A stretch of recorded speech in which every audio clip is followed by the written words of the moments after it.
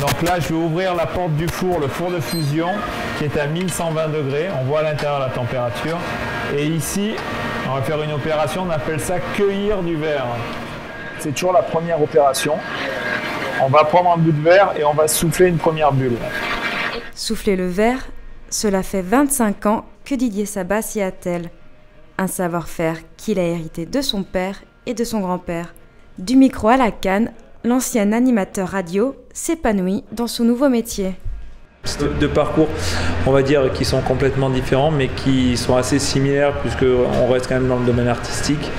Et on peut laisser libre cours, voilà, à son imagination. Vases, bijoux et lampes, chaque œuvre est unique. Des couleurs chaudes qui reflètent la bonne humeur de l'artiste. Les pièces reflètent notre personnalité.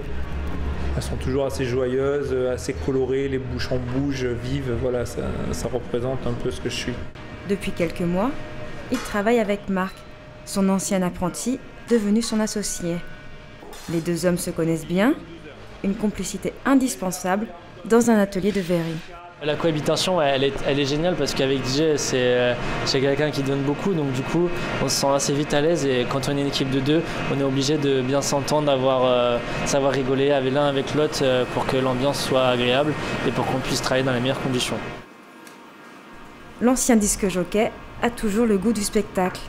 Il aime travailler devant du public, faire connaître son métier pour ne pas qu'il disparaisse. C'est bien, c'est un métier qui a de l'avenir. Après, c'est un métier artistique, donc il y a de la demande. Notre métier, je ne le vois pas disparaître. Au contraire, je pense qu'il va même progresser. Moi, je suis contente parce que bon, les gens quand ils viennent, ils me disent c'est beau, ils me disent qui c'est qui les fait. Ben, je dis c'est mon fils. Malgré un travail minutieux et parfois dangereux, l'artiste est toujours prêt à faire le show.